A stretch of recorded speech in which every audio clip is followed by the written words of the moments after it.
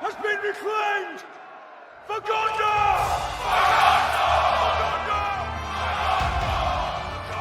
10 years ago to the day, I began work on the biggest wargaming board I've ever built. It took me 7 years, and as I added the finishing touches, I threw together an awful video and chucked it up on YouTube. 4 years, 50,000 subscribers, and 3 career changes later, today we're returning to the roots of Zorpazorp and smashing them to pieces.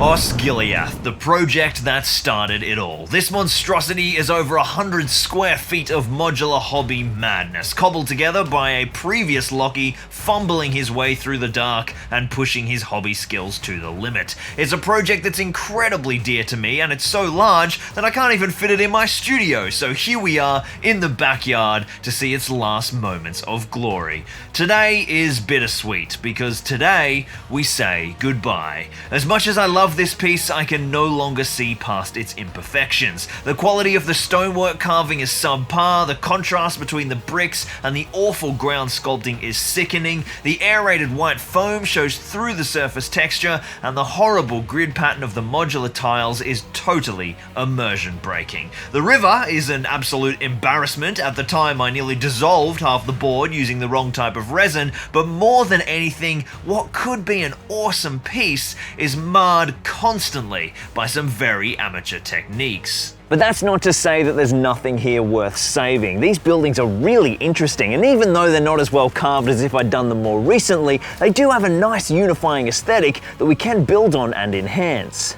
Aesthetics aside, there's also a whole host of gameplay problems with the original design. The slope of the bridges isn't gaming friendly, and the islands are full of choke points that make gaming a huge grind. So it's time for a redesign of this relic of Zorpazorp history. But first we have to sort out what parts are useful and what are not. Up first on the chopping block is the eastern riverbank, and we'll be starting with all the small buildings on single 1x1 tiles. Our main goal here is to unceremoniously rip them from their baseboard mounting whilst preserving the stonework above, so we'll be using some delicate precision tools.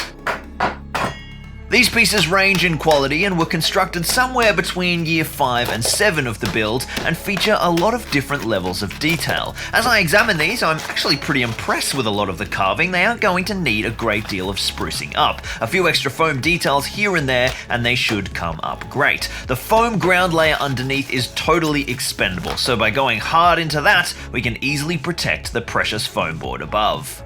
Up next on this side of the riverbank are the larger buildings. The biggest of these, the weapons factory, is conveniently unmounted. This piece was actually the last component built, featured heavily in the very first video on this channel. Well, not the very first, but those truly dark secrets aren't yet ready for the light of day. Greetings, guys. During construction, I was already pretty unhappy with the basing system, so I never mounted it. I guess I knew deep down that eventually this day would come. The cathedral, however, is firmly mounted to the base with heavy pillars and gentle archways needing a genuinely deft hand to preserve.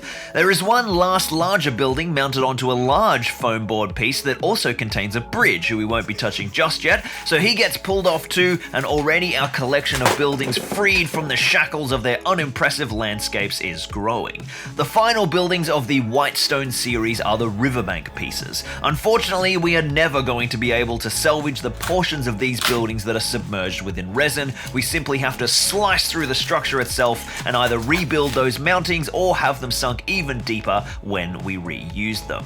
As I inspected the buildings gathered so far, I realized another huge omission from the build. A very typical mistake for novice crafters to make is to hone in on the structure of their scenery, but forget the key details that make the scenery feel lived in. Osgiliath is a war zone. Where are the supplies, the food, the munitions, the weapons, the ale? Bring out the ale! So before we go any further, it's time to fire up my Anycubic Photon Mono X. It's 3D printing time. First, I grabbed some STLs of some awesome crates and barrels and threw them into Lychee Slicer. After some incredible advice from 3D printing god Danny, I threw down my STL, hollowed it to save resin, made some holes for drainage, set up support, sliced and whacked it on a USB. Now 3D printing is a whole world unto itself. There's a fair bit of learning to do to get started, but the Photon Mono X has some awesome features that helped me get some really clean prints pretty much straight away. The big one is the easy leveling feature on the printing bed. This is a huge time saver and prevents so many failed prints. I started slow with a simple crate pile to test the workflow and then got more and more ambitious. The Photon Mono X also claims an insane max printing speed of 60mm per hour, so you can really get some work done.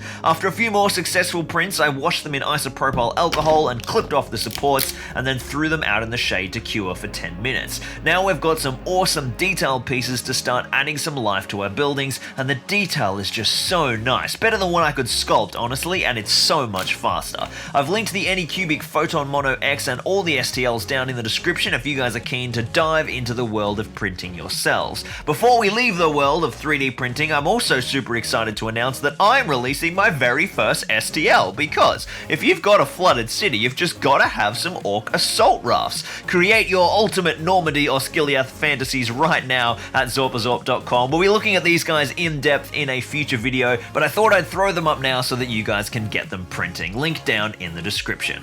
Now I'm sure you've all noticed that this board features stonework of two different shades. These disparate paint jobs mark the largest period of rest in this project, where I stopped working on it for over a year and then changed my mind about the paint job. Just another perk of this redesign is that the entire city is getting repainted from scratch, so we will finally have a cohesive color palette. The bridges themselves are standalone, but the two ramps are mounted on baseboard, so with some deft knife work, these joined the pile of salvage. But here we face the biggest decision yet. Ripping the other buildings off the boards was easy, but what do we do about these massive islands? I definitely still want them to have some height, but the huge, barely carved chunks of foam look awful, so I returned to our source material and had a closer look at the mid-river sections. They actually don't feature a lot of cliff work at all. There is carved stonework all the way down to the water's edge. So here began the biggest undertaking of the salvage operation.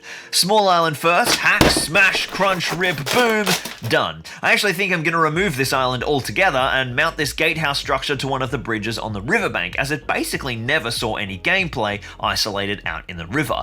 Continuing our reverse chronology of buildings, it's time for this little mini castle known as Osgiliath, the palatial court of Gondor. Again, this piece has great potential, but the best part of it, the crumbling hall, never saw any gameplay, and the fortress is a huge creator of problematic choke points. So I'm thinking I'll completely repurpose this too and move it over to the riverbank to become a large flooded dockyard. Lastly, and absolutely not least, the largest, most complex and oldest structure of the whole board, and ironically still my favorite building, the Dome of Stars. This building houses the Palantir, the great seeing stone of Gondor, and is easily the most iconic landmark of the city, but it is super affixed into the landscape. The main dome was well mounted, taking a lot of sawing, and trying to cut all the little pillars under the courtyard walls was a delicate operation. So, after much cursing and being yelled at by Larissa for cursing with an earshot of our children, the entire city has been freed from its polystyrene shackles.